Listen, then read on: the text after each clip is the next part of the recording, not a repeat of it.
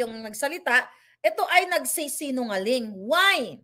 Mga kababayan, ang gusto nilang gawin sa mga vloggers o mga Pilipinong katulad ninyo na nagvo-voice out ay kasuhan. Dahil ito daw misleading fake news. Wala akong makitang misleading o fake news sa statement ni General Macanas. Ineko niya lang sa inyo yung narinig. Tinawagan siya, hey Bok, narinig mo na ba ito na may nag-walkouts? Sabi niya, na-shock siya, ay hindi ko alam. O sige, tignan mo, pakinggan mo yung DZRH, sabi ni Deo Macalma. So pinakinggan niya, si Deo Macalma ang nagsabi, ang nakakuha ng scoop na meron daw talagang nag-walk out. Pero bakit, mga kababayan, kaya nga sabi ko, araw-araw, minuminuto ko kayong ginigising. Bakit ang gusto nilang habulin si General Macanas at gusto pa ng mga walang hiya tanggalan ng pensyon? Okay? Ito yung mga sinasuggest ng mga hegemonyo. Okay? Ng mga halangang kaluluwa. So, ang sinasuggest ng mga halangang kaluluwa ng mga bangag tanggalan ng pensyon si General Macanas, kasuhan o gurgurin o kung ano man. Tama ba yan? Ang pagbibigay ng opinion ngayon dahil nakarinig ka ng balita sa dyaryo, nagbigay ka ng sentimiento mo, ng hinaing mo, gugurgurin, tatanggalan ng pensyon. Kayong mga AFP-PNP, gusto nyo bang ganyan din ang mangyari sa inyo? Kapwa nyo na nagtanggol sa bayan na General Macanas, yun ang mga suggestion ng mga halangang kaluluwa. Kaya sabi ko mga kababayan, dapat bilangin nyo na ang oras ng bangag na to dahil wala na sa tamang kaisipan ang gobyernong ito. Gusto na kayong gorgorin lahat. Gusto kayong tegehin. The reason why tinitira nila si General Macanas, simple lang. Gusto na tayong sapakan ng ating mga bibig. I-take down ang ating mga YouTube channels. Yan ang target ng jutang Genemis na gobyernong bangag. Wala nang magsasalita sa YouTube para happy sila sa kanilang kajotahan. Yan, mga kababayan, ang gobyerno ninyo ngayon. Ngayon, ito sabi ng AFP na ito, nung spokesperson na ito, ang sabi ng, ang tanong, actually, interview, ang tanong ng reporter, bakit parang, ito yung concept, hindi ganito eksaktong tanong, pero ito yung konteksto ng katanungan. No, o bakit yung yung radio station, may gagawin ba kayo? Parang meron ba kayong action to do something dito sa radio station na unang nagulat?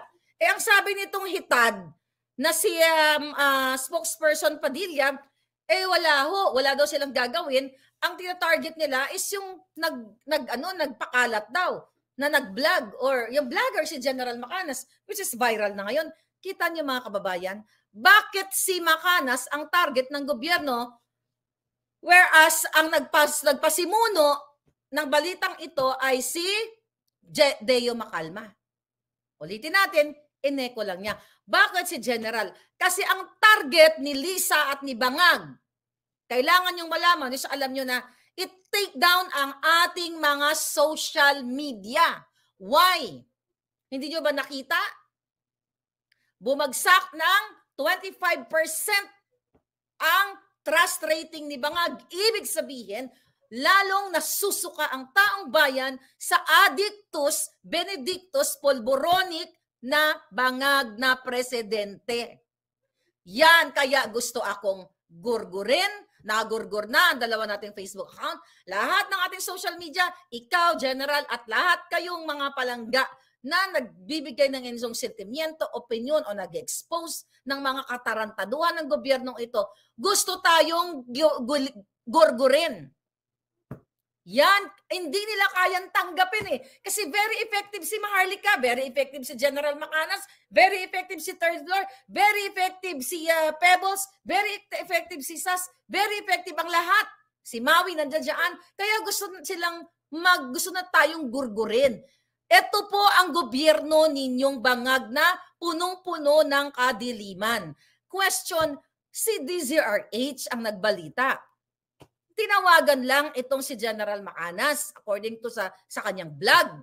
At pinanood niya, nagbigay siya ng opinion na na-shock siya na meron nga daw ganoon base doon sa kanyang information na, actually, kung panonoorin niyo, it's only 10-minute vlog. Tinawagan siya. Nakinig kay DZRH. Ineko niya, nag-opinion. Tapos siya ang pupunteryahin. Gusto kayong bawian ng buhay ng gobyernong bangag na to para matahimik tayong lahat, para happy sila sa pagnanakaw nila sa lahat ng ahensya ng gobyerno. Kaya you, AFP, PNP, lahat ng mga Pilipino, sabi ko nga, you have to get out from your house, speak up. Kung ayaw nyong sa susunod, kayo na po ang gugurgurin ni Bangag at ni Lisa Tanas na auxiliary Philippine Coast Guard. Let's talk about that later. Okay? Gusto ko lang tong unahin tong kadyutahan nila. Nag-release sila ng statement. Ano ang sabi? Ang sabi ng mga yawa. 22 hours ago. Nag-comment nga ako doon. There is no truth to the recent commentary by Brigadier General Johnny Macanas. Pinasikat pa si General. On radio, sabi niya, General Macanas on a radio blind item. Whether intentional or not, it is not only based on unfounded information. His comments were also misleading and uncharacteristic of any military officer, active or retired. Bakit si General Macanas? Bakit hindi si Deo Macalma? Bakit? Meron pa ba kayong pakinabang kay Deo? I don't know. Well, for sure, na nagsalta si Macalma, I don't know. Hindi ko alam. Hindi ko naman siya pinapakinggan. But ganun pa man, bakit si General Macanas, mga kababayan, ang target ng mga bangag na ito? Simple lang. Kasi po siya ay vlogger at marami siyang reach. Okay? Maraming nanonood sa kanya, katulad ninyo, katulad ko. Di ba? May nakikinig sa atin na talagang mga taong sukang-suka na. So kaya si General Macanas ang target nila kasi isa yon, nire-report kaming lahat. Okay? Lahat tayo dito na nagkikriticize, nire-report tayo ang ating mga Facebook. Lalo na yung Facebook, hawak nila yan dyan sa Pilipinas. Hawak ni Bangag yan. Dahil may pinakita ako sa inyo na conversation ng kanilang assistant secretary. Okay? Diyan sa presidential communication, na target nila ang Facebook ko, Facebook ni SAS, papatake down nita. Which is nagwagi sila ngayon. Pero hindi sila nagwagi. Kasi ang ngangabels ko, parang wildfire. Kaya nga gusto akong gurgurin. Kaya nga may patong ang ulo ko kasi gusto nilang gurgurin. Lahat tayo. Lahat na nagsasalita. And do you think papayagan natin to? Hanggang sa huling patak ng hininga ko, kahit ano pa ang mangyari, lalaban ng taong bayan na matigil ang katputang hayop na ito, mga kapalangga.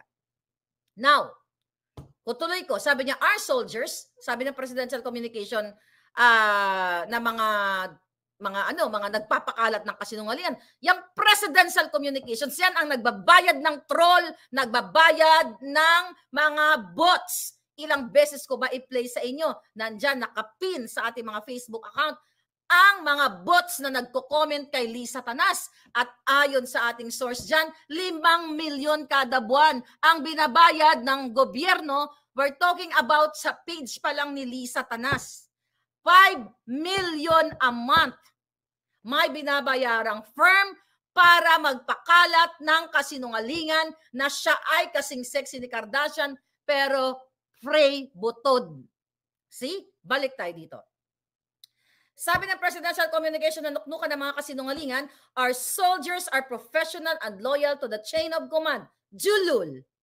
Hindi totoo yan. Abangan nyo lang. We will not allow any effort to malign our ranks and discredit our commitment to our mandate by clout chasers and their personal political agenda. Clout chasers, wala na kayong ibang ginagamit na mga word, clout chasers. Kami ang mga Pilipinong nagbibigay ng aming sentimiento na ayaw nyong pakinggan. Tapos sasabihin nyo, clout chasers, anong tawag kay Kuting? Adiktador? Tomador, si Lisa, Bartek, kawatan, kidnapper, lahat. Mabuti na yun. Kesa naman tawagin kang clout kidnapper, no? Anong gusto mo, clout chaser o kidnapper? Doon ka na lang sa clout chaser. Diba? Ngayon, mga palangga. Sabi dito, we call on the public to be critical of these false narratives and report individuals and channels that, tignan mo, we call on the public to be critical of these false narratives and report individuals and channels that propagate disinformation. See? Inuutusan ng mga yawa na ito na i-report ang ating mga channel. Ano ibig sabihin yan? Sabi ni Bello Snow, people power na. Kasi mga kababayan, ini-echo namin sa inyo ang mga sentimiento ng ating mga officers na mga hindi pa lumalabas ngayon, yung mga nasa gobyerno, ang panawagan nila, i-report ang mga individual at channel. Nire-report ko sa inyo na si Lisa ay nangidnap ng 2 bata sa Turkey na hiniwalay sa kanyang mga anak, ay sa kanyang nanay. Report, eto, nagsalita lang si General, ineko niya lang ang report ng DZRH, nananawagan na ang Presidential Communications, ganito po ka-diktador ang gobyerno ninyo. Nananawagan na i-report ang Facebook ni, YouTube ni General Macanas. Kasi ang YouTube, hirap na hirap sila. Pero kung Facebook lang to, kayang-kaya ni Lisa lunukin yan. Kaya nilang ipa-take down yan. Look at my 2 Facebook account. Ito ba mga kababayan, kailangan nyong lumabas sa mga bahay ninyo, magsalita dahil sobra na ang kababuyan na ginagawa sa inyo. Nananawagan, wala na kayong kalayaan. Kapag nag-opinion ka at hindi nila nagustuhan, gugurgurin ka. Kakasuhan ka at ididisbar ka. Or magpapabricate ng story. Katulad ng ginawa kay distressed mother na later on ay nag-withdraw yung mga nagkaso sa kanya. Pero si Lisa Marcos, mga kababayan, ulitin ko, Lisa Marcos, sinahamon kitang yawa ka, nangidnap ka ng 2 bata sa Turkey. Ginamit mo ang salitang extraction. Kaya nga si General Chofilo, sana sir magsalita ka na dahil ikaw ang witness na buhay na si Lisa Marcos, si Bangag Jr. ay ginamit ang kapangyarihan para mangdukot ng mga kabataan, minor de edad sa Turkey. Ano ang malala, mga kababayan? Ang magbigay ng opinyon, katulad ni General Macanas, dito sa issue na ito, o yung pagdingidnap ni Lisa Marcos, ang pagiging addict ni Marcos Jr., ang pagtotolerate o pagiging kasabwat sa smuggling business with Michael Ma, ang pakikipagsabwat sa mga pulburon, ang pagkahuli sa 1.8 tons sa Alitagtag, nasaan na ang driver, nasaan na protektado, o gusto nyo si Macanas o ako na nagbibigay ng opinion at nag-expose sa inyo. Nakita nyo?